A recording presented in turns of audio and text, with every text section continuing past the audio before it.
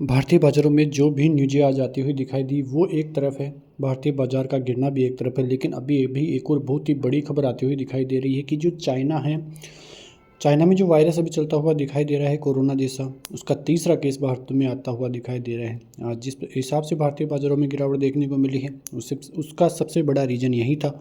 और जो तीसरा केस अभी मिला है वो राजस्थान में मिलता हुआ दिखाई दे रहा है। जो गुजरात में है वो 2 महीने का बच्चा पॉजिटिव आया है। तो कुल मिला के देखें तो भारतीय बाज़ारों के लिए ये थोड़ी नेगेटिव खबर और आती हुई यहाँ से दिखाई दे रही है, जिसकी वजह से कल भी भारतीय बाज़ारों में हो सकता है कि एक और बड़ा जो है झटका भारतीय बाज़ारों को लगता हुआ दिखाई दे। लेकिन एक तरह से आप सोचोगे कि कोरोना की जैसी स्थिति ऐसी बनती हुई दिखाई दे रही थी, वहाँ से भी भारतीय बाज़ारों में ज़बरदस्त रिकवरी आई थी। तो ये एक छोटी मोटी गिरावट है, ये रुकती हुई नज़र आएगी। ज़्यादा बड़ी गिरावट इस खबर से होने वाली नहीं है। लेकिन भारतीय बाजार यदि बड़ी सपोर्टों को तोड़ते हैं जो कि 23,200 से 23,500 के बीच है, तो दिक्कतें भारतीय बाजारों को बढ़ेगी, क्योंकि ये अहम सपोर्ट टूटने के बाद उनको फिर से बाजार को रीगेन करने में टाइम लग सकता है और फिर बाजार 22,000 से वो 22,500 तक के लगभग आता हुआ भी दिखाई दे सकता है। तो वो थोड़े बहुत सेंटीमेंट वहाँ से बिगड़ते हुए दिखाई देंगे, इन न्यूज़ों की वजह से बिगड़ते हुए दिखाई देंगे, क्योंकि ज़्यादा गिरावट होने वाली नहीं है। क्योंकि जब तक आप सोचोगे कि भारतीय बाज़ारों में अब खरीदारी करें, तब तक बाज़ार में फिर से बड़ी रिकवरी आ चुकी होगी और आप फिर से खरीदारी करने से रह जाओगे।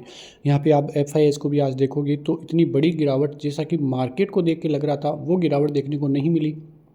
मतलब एफआईआईज़ की तरफ से सेलिंग 2500 करोड़ की देखने को मिली, लेकिन उनके अपोजिट डीआईआईज़ 5,700 करोड़ की बाइंग भी करते हुए नजर आएंगे। उसके बावजूद भी भारतीय बाज़ारों में आज जिस प्रकार से माहौल बनता हुआ दिखाई दिया है, बहुत डराने वाला माहौल आज बनता हुआ दिखाई दिया।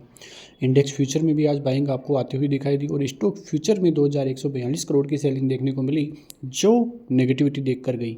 और उसी की वजह से भारतीय बाजार आप देख सकते हैं, निफ्टी में करीब 400 पॉइंट तक की गिरावट देखने को मिली। बैंक निफ्टी में ज़्यादा झटका लगा, 2% से ज़्यादा गिरावट वहाँ पे देखने को मिली।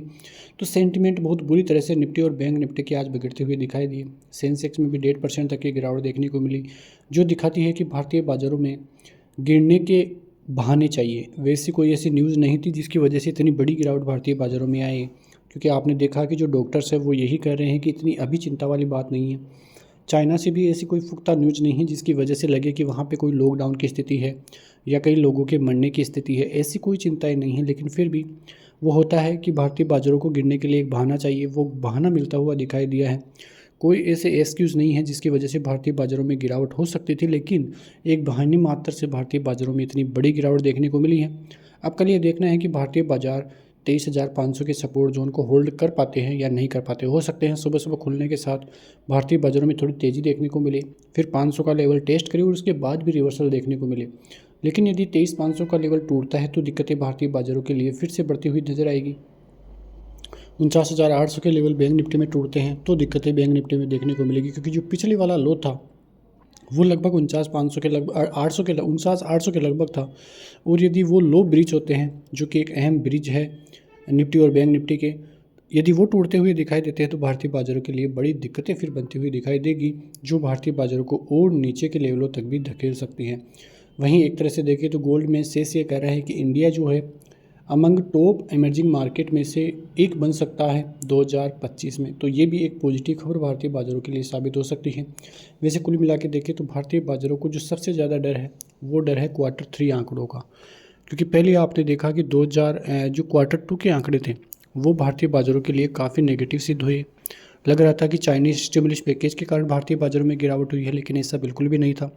सबसे बड़ा गिरावट का जो कारण था वो था Q2 के नतीजे। अब फिर से जो प्री क्वार्टर आंकड़े आते हुए बैंकों की तरफ से दिखाई दे रहे हैं वो थोड़े नेगेटिव आते हुए दिखाई दे रहे हैं। जैसा कि HDFC बैंक में आप देखो, लग रहा था कि 2,000 का लेवल होल्ड करेगा, उसके ऊपर जाएगा, लेकिन ऐसा बिल्कुल भी नहीं था। बहुत बड़ा ट्रैप रिटेलर्स को वहाँ पे HDFC बैंक ने किया और ज़बरदस्त गिरावट वहाँ से देखने को मिली, जो दर्शाती है कि भारतीय बाज़ारों के लिए खतरा अभी भी टला नहीं है। तो कुल मिला के देखें तो भारतीय बाज़ारों के लिए खतरा बिल्कुल नहीं टला है, क्योंकि जिस प्रकार से ऐसे बड़े बैंक्स में इस प्रकार की गिरावट होना, FIIs की बिकवाली होना सबसे बड़ा कारण रहा है। लग रहा था कि भारतीय बाजार होल्ड करेंगे 24,000 के लेवलों को। वहाँ से रिटेलर्स को बहुत बुरी तरह से ट्रैप किया गया, रिटेलर्स को निकलने का मौका भी नहीं मिला। कई स्टॉक्स में आज 6 से 7% की गिरावट भी देखने को मिली। स्मॉल कैप मिड कैप शेयरों में भी बहुत ज़बरदस्त तरीके से धराशायी होते हुए दिखाई दिए। लेकिन यदि बाजार को वापस रिवर्सल लेना है तो निफ्टी में 23,500 का लेवल होल्ड करना पड़ेगा। बैंक निफ्टी में 49,800 का लेवल होल्ड करना पड़ेगा। तो ये सभी चीज़ें भारतीय बाज़ारों के लिए पॉजिटिव रह सकती हैं।